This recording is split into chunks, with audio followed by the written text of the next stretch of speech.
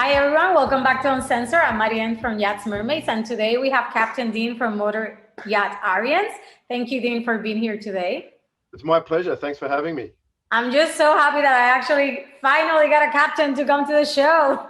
I think everybody's a little bit scared of the topics that I bring, that I talk about in the industry, and I'm very, very grateful that you said yes to joining me. Absolutely. No, not a problem. I love what you do. I love the content you put out there, and anything that we can do to make our industry better and greater, I'm 100% for it. Amazing. And one of the things of why I asked you to come to the show was because you are known to be a leader in the industry as a captain. You are known to be a mentor. And we were just talking about that, where you were explaining to me in your eyes what a captain truly should be. And can you share that with us? Yeah, for me, it happened for me a long time ago, back in probably 2000 when I first got my captain's license. And in an interview, they asked me, did I have driving experience? And my answer was immediately, yes, I do. But the reality of it was, no, I don't. Because back in those times, the captains were old school captains and they lived on the bridge. They did the thing and they drove the boat. And that was that. And if you wanted to be a captain, you had to go leave the boat, go back to a really small boat and build your way up again. So I finally got my job on my first boat and did the driving, no problems. But I made a clear decision at that point in my life that any crew that came up through that worked underneath me and my chief officers, my bosuns, my deckhands, I would give them every opportunity to have those skills before they went on, so that when they turn up as a captain on day one, they're confident to do what they need to do. Yeah, and that's so amazing because I think in my 14 years on boats, if I seen maybe two, three captains being like actually mentoring and allowing the people that are, in the process of becoming captains themselves to actually maneuver the vessel, and not just that, but other facets of being a captain, like leading meetings and creating safety on board, which kind of brings me to you right now are managing a big crew of 25, I believe. Yep. So with that comes a lot of things. Because I mean, like 6 crew, it gets maniac. Imagine 25. Yeah. So my question to you is, how do you create a safe environment where your crew feel that they can talk to you about whatever may be happening in their lives or at work, Sure. so they can So get your support? yeah, no, absolutely. So for me, I tell them that I have an open door policy to every single crew member. Now, if they choose to go through their HODs or their heads of departments before they come to me, that's also okay, because they're respecting the chain of command. But if they're not comfortable or confident in speaking to the chief mate or the stewardess about personal problems that they may have, whether it's female or male, it has no bearing on the matter.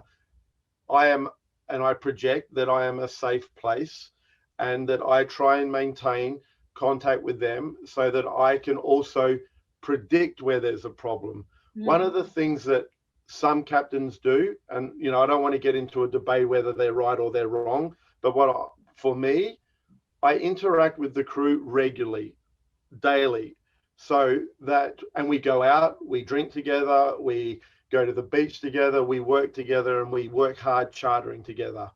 But by doing that, I'm picking up on their micro changes in their behavior. And so very quickly, I can see to one of the girls if they're not happy or they're not quite themselves. I pick up very early in the problem and just address it. Now, whether it's a private little pull them aside as they're walking down the corridor, hey, how you doing? You okay? Yep, all good, no problem. But they feel safe enough, because I do it so regularly, that if they're not quite right, they can say, oh no, I've got this problem at home, or I'm having this problem on board because someone's not understanding. there's language problems, there's nationality problems, there's a world of different issues. But if I'm not down there in the crew mess at lunchtime, if I'm not there at smoko, then I don't see those micro changes. And I think that for me is critical. Yes, I definitely agree with you. And that's one of the things that I was talking to a captain where I literally said, you don't really know what's going on because you're never there. You're always on the bridge. Like, how are you going to know? And if you don't even talk to your head of departments and actually ask questions because they're the ones always with the crew, you're never going to get access to those little things that you're talking about. So what about if, because I think like you probably have like your personality naturally, and if I'm mistaken, let me know if this is something, is this a skill that you had to work through, or you always been like that, where you always been wanting to have human contact and care for others? No, I definitely am a forward person. It's quite funny because my personality is introverted. So by nature, I'm an introvert, but everybody that I talk to about that will laugh at me and say, no, you're not. But what they don't understand is for my job as Captain Dean, I'm extroverted because I need to make sure that everything moves properly and stays going in the right direction. But when I'm at home and I'm in my own environment, I'm more than happy to sit on the couch, quiet, get wrapped up in a movie and just not talk. That's the true Dean. But for my work, I'm extroverted. So yes, I am this after 30 years. So yeah, it comes naturally to me now, but you get tired. And when you get tired, it's harder to do, to keep motivating yourself to go and make sure that everyone's okay. And that's why I'm so lucky to have an amazing group of people now around me. And one of my mantras is that we're only as strong as our weakest link. And some days I'm that weakest link, me. And I have such an amazing crew that they can hold me up and they can say, we're here to support you until tomorrow you're better, and we can continue on as an amazing group of people.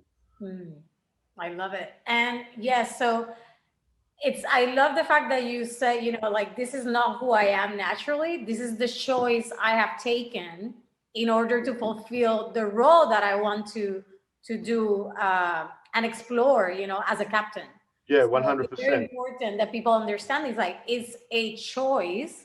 If this doesn't come out natural, and even if it comes out naturally, it's a choice to be wanting to be present and to care for others and to to be aware of what's happening in your environment in order to be supportive of it. Absolutely. How have you as a captain, have you experienced mental health issues on board? Me, myself, absolutely. I have, and I continue to develop myself. I have people that I talk to that help me get through my days, my hours, my weeks, my months as I need them. I cannot strongly recommend that enough. It's a skill. It doesn't come easily. You have to work at it. And yes, I think it's more prevalent today than it has ever been before. We're a male-dominated industry, and that is slowly changing, and and we're getting some shift to that, which is amazing, and I can't wait to see that develop further. But you need to watch for that, and I continually take training on that to notice those signs and to make sure that I'm there in whatever format or fashion I can to help with that. And this is a marine training, or this is like extra different type of training? Well, it's within the marine industry, from captains that have either developed ways to recognize the pressures that come from yachting, being alone, away from family, missing weddings, missing birthdays, missing funerals, missing your children being born, your first days, their first days at school, to pick up on them again, back to the micro reactions to people and noticing when people are seeking help from their actions, not necessarily spoken words. Right, exactly. Yeah, because the body is a language. It speaks. Yeah, no, for sure. Yeah, and you have to learn how to recognize this for sure. Yeah. Well, that's amazing. And I love the fact that you talked about self-development, because it is, I believe, to be the number one thing that's missing in the yachting industry, where people don't, people pay to get courses to develop their career, but they don't really develop their own personal skills, so how to manage themselves, how to learn how to handle life, so they can actually transfer those skills with the environment that they're in. Yeah, no, you hit on a very good point there. For me, tickets and courses and training is amazing, and we pay for that. We go to school and we learn, but there is no substitute for life skill. Zero. Exactly. And until you get the life skill, then you hold a piece of paper, and I will I will congratulate you and encourage you to do that. But life skill, it's irreplaceable. I think there was a period maybe 5 years ago where we got completely indulged with captains. All of a sudden, every first officer I knew, all of a sudden was going off to do their Master 3000. They get their ticket and then they automatically assume that they can run a 50-meter boat. Well, yes, I'm sure they can drive a 50-meter boat. That's not the problem or the issue for me. It's managing 15 people. Yes. Like, you can't go from a first officer on a 50-meter boat to being responsible for 15 souls and understanding everything that goes with it. When can I go on holiday? Can I go with my girlfriend? Why can't I do this? I want time off for training. Let me drive the boat. All the added pressures of chartering and all that. It's going back in size of boats to build your life skill to be an amazing captain. Yeah, I agree with that. So when it comes down to mental health on board, what's the support system that you have implemented in order to give that, to have that space for your crew, that if they need help, this is what's available to you, or, apart from obviously the open door policy? Yeah, sure. So we have on board an agreement with an outside source, so just not me. Okay, so if I break it down to you, someone, the head of department comes to me and says, okay, one of the stewardesses isn't feeling well or isn't behaving correctly in their opinion. So I say, okay, do you want to talk to them or would you like me to? If the chief stewardess says, no, I've tried to, she says there's nothing wrong, but something's not right. So then I will go and speak to her. Then if I can develop the scenario with her and help her and mentor her through the problem, then we leave it at that and we just have a continual dialogue and develop it. If I move a step further forward, I have that same conversation and it is outside of my skill set or my ability to deal with those life troubles, then I will move her on to someone that is way more qualified than me. So that could be a therapist, it could be a life coach, it could be a nutritionist, it could be whoever. And we have those mechanisms set up within the boat so that they can go and do that. Now, we won't carry that forever, but what we will do is, for example, they may be able to go and speak to someone for 3 sessions, so 3-hour sessions.